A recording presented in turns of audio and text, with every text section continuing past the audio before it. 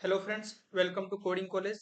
Friends, तो आज से हम लोग सी का कंप्लीट कोर्स स्टार्ट कर रहे हैं, बिगिनर टू एडवांस लेवल का। फ्रेंड्स, अगर आप इस चैनल में नए हो तो आप इस चैनल को सब्सक्राइब करें, लाइक करें और कमेंट करें। तो फ्रेंड्स, चलिए स्टार्ट करते हैं आज से सी का कंप्लीट कोर्स। तो फ्रेंड्स, सबसे पहले देखते हैं introduction to C language. C language को मतलब सी लैंग्वेज कहते हैं किसको है, ठीक है। सी एक प्रोग्रामिंग लैंग्वेज है। प्रोग्रामिंग लैंग्वेज कहने का मतलब, अगर हमें किसी कंप्यूटर से बात करना हो तो कंप्यूटर से बात करने के लिए हमें कंप्यूटर लैंग्वेज का यूज करना पड़ेगा, प्रोग्रामिंग लैंग्वेज का यूज करना पड़ेगा। मान लीजिए हमारा दोस्त कोई है जो इंग्लिश हिंदी समझते हैं और उससे हम से अन्य लैंग्वेज में बात करना चाहते हैं, मराठी में या फिर बंगाली में या फिर पंजाबी में, तमिल में, तो वो नहीं समझ पाएगा। तो हमें हिंदी और इंग्लिश में बात करना पड़ेगा जो हमारा फ्रेंड समझता है। उसी तरह से कंप्यूटर से हमें कम्युनिकेट करने के लिए हमारे कंप्यूटर लैंग्वेज में ही बात करनी पड़ेगी।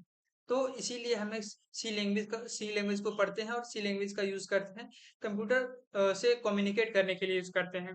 तो सबसे पहले देखते हैं फ्रेंड्स कि इस सी लैंग्वेज को डेवलप किसने किया। तो फ्रेंड्स, सी लैंग्वेज को डेवलप करने वाले डैनी रिचर्ड थे, जो 1972-80 बेल लेबोरेटरीज में किए थे, यूएसए में। ठीक है। तो सी लैंग्वेज को फाउंडेशन ऑफ कंप्यूटर साइंस भी कहा जाता है और सी लैंग्वेज का यूज यूनिक्स ऑपरेटिंग सिस्टम के लिए यूज किया गया था और ये बहुत ही पॉपुलर और इफिशिएंट पावर लैंग्वेज है। ठीक है। तो इसका यूज बहुत सारे जगह होते हैं। ये इफिशिएंट और बहुत पॉपुलर लैंग्वेज है। ये वो है मतलब ये डेनी रिचर्ड हैं जिन्होंने सी लैंग्वेज का डेवलप किया था। तो फ्रेंड्स, देखते हैं इसको पढ़ते क्यों है। एक्चुअली सी समझ गए कि प्रोग्रामिंग लैंग्वेज है, इन्होंने डेवलप किया था, लेकिन इसको हम लोग पढ़ते क्यों हैं। ठीक है। सी एक पॉपुलर लैंग्वेज और वाइडली यूज लैंग्वेज है, इसके कारण हम लोग पढ़ते हैं। और ये इजियर होता है लर्न करने में दूसरे लैंग्वेज के कंपेयर में, जावा, पाइथन और सी प्लस प्लस के कंपेयर में ये थोड़ा इजी होता है लर्न करने में। और ये अंडरस्टैंड मतलब अगर ये हेल्प करता है, अंडरस्टैंड करने में हेल्प करता है, मेमोरी मैनेजमेंट को अंडरस्टैंड करने में हेल्प करता है। और ये फास्टर है देन अदर लैंग्वेज से बहुत ही फास्ट वर्क करता है। ठीक है। और इसका यूज एप्लीकेशंस और सिस्टम प्रोग्रामिंग में भी किया जाता है। इसलिए हम सी लैंग्वेज का स्ट्रक्चर क्या होता है। ठीक है।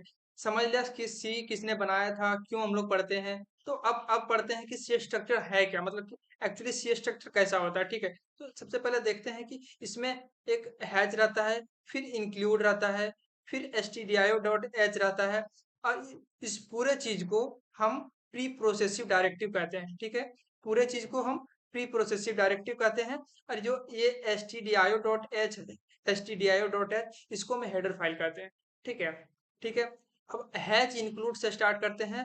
हैच इंक्लूड करते हैं इस stdio.h। ठीक है।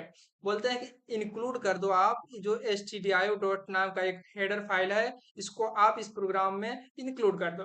ठीक है। उसके बाद स्टार्ट होता है इंट मेन। ठीक है। मेन एक फंक्शन है, इंट एक डेटा टाइप से। ठीक है। मेन फंक्शन है। ठीक है। तो मेन फंक्शन के बाद से हमारा प्रोग्राम एग्जीक्यूट होना स्टार्ट होता है। इसको हम लोग फंक्शन जो यहाँ पे कोड लिखते हैं उसको फंक्शन डेफिनेशन भी कहते हैं। ठीक है। उसके बाद अगर यहाँ पे हम इंट इंट लिखे हैं तो हमें रिटर्न जीरो करवाना पड़ेगा, क्योंकि इंटीजर वैल्यू हमेशा रिटर्न करता है, कुछ ना कुछ रिटर्न करता है। इसलिए हमें जब यहाँ पे इंट लिखेंगे तो हमें यहाँ रिटर्न जीरो करवाना पड़ेगा। अगर हम वाइड लिखते हैं, यहाँ पे इंट की जगह अगर वाइड लिखते हैं तो हमें यहाँ रिटर्न कराने का कोई जरूरत नहीं, कोई कंपलसरी नहीं है। ठीक है। तो नेक्स्ट पढ़ते हैं, इसका फर्स्ट फर्स्ट प्रोग्राम लिख करके देखते हैं। ठीक है।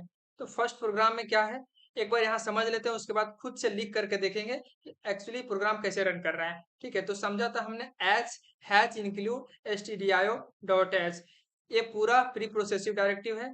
ठीक है। stdio. एक हेडर फाइल है, इसको हेडर फाइल को प्रोग्राम में इंक्लूड करने के लिए बोल रहे हैं हैच इंक्लूड के माध्यम से। ठीक है। तो यहाँ स्टार्ट होता है इंट मेन। मेन एक फंक्शन है। ठीक है। यहाँ के बाद से जो प्रोग्राम लिखा जाएगा उसको फंक्शन डेफिनेशन कहते हैं। ठीक है। तो फंक्शन डेफिनेशन में क्या लिखे, प्रिंट एफ। प्रिंट एफ के अंदर लिखे हैं हेलो वर्ल्ड। तो प्रिंट एफ एक फंक्शन है। ठीक है। प्रिंट एफ एक फंक्शन है जो डबल कोड्स के अंदर जो भी लिखा रहता है उसको ये प्रिंट कर देता है, एज इट इज प्रिंट कर देता है। ठीक है। प्रिंट एफ क्या है, प्रिंट एफ एक फंक्शन है। फंक्शन किस तरह का फंक्शन है, ये जो कोड के अंदर रहता है उसे एग्जीक्यूट कर देता है, जो कोड के अंदर लिखा हुआ रहता है उसको सेम टू सेम एग्जीक्यूट करता है, ठीक है। फिर यहाँ रिटर्न 0 इसलिए लिखे हैं क्योंकि यहाँ पे इंट लिए हैं, इंट के जब हम इंट लेते हैं तो हमेशा यहाँ पे रिटर्न 0 करवाते हैं, ठीक है। अब इसी चीज को हम कोड में लिख करके देखते हैं, कंपाइलर में लिख करके देखते हैं, उसके बाद देखते हैं क्या आता है, ठीक है। उसके बाद आपको प्रॉपर से अच्छे से समझ में आएगा, ठीक है। तो कंपाइलर में ओपन कर लिया, इसको पहले से कुछ लिख करके रखा था, इसको इरेज कर लेते हैं, ठीक है। तो यहाँ पे लिखते हैं हेडर फाइल पहले लिखना पड़ेगा, pre processing directive has include, ठीक है, stdio एच इंट मेन, ठीक है, इंट मेन लिख लिया। उसके बाद यहाँ से प्रोग्राम एग्जीक्यूट होना स्टार्ट होता है, तो हमें प्रिंट करवाना आता है हेलो वर्ल्ड, ठीक है। तो हम प्रिंटफ फंक्शन का यूज करेंगे, क्योंकि किसी भी चीज को प्रिंट करवाने के लिए उसको प्रिंटफ फंक्शन का यूज करते हैं, ठीक है। तो प्रिंटफ फंक्शन लिखेंगे प्रिंट एफ, ठीक है। उसके बाद कॉलन देंगे, ठीक है, डबल कोट्स देंगे, लिखेंगे हेलो वर्ल्ड, ठीक है। हेलो वर्ल्ड प्रिंट करवाने के हेलो वर्ल्ड लिख दिया, ठीक है। अब इसको यहाँ लास्ट में सेमीकोलन लगा देते हैं, नीचे रिटर्न करवा देते हैं, क्योंकि हम लिए हैं इंटीजर वैल्यू, ठीक है। इंट नाम का फंक्शन लिए हैं, इंट लिए हैं, इसलिए हमको यहाँ पे रिटर्न करवाना पड़ेगा, ठीक है। अब देखते हैं कोड को रन करके क्या आता है, ठीक है। देखिए एज इट इज प्रिंट हो गया, जिस तरह का हम लोग हेलो वर्ल्ड यहाँ पे लिखे थे, बस एज इट इज यहाँ पे प्रिंट हो गया, एज इट इज, ठीक है। अगर यहाँ पे हम कुछ दौर लिखते हैं तो क्या होता है, देखिए कुछ भी लिखेंगे आप वो एज इट इज प्रिंट होगा।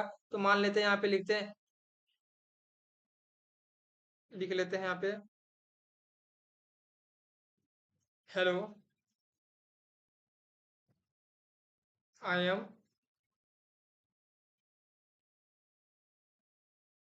पवन, ठीक है।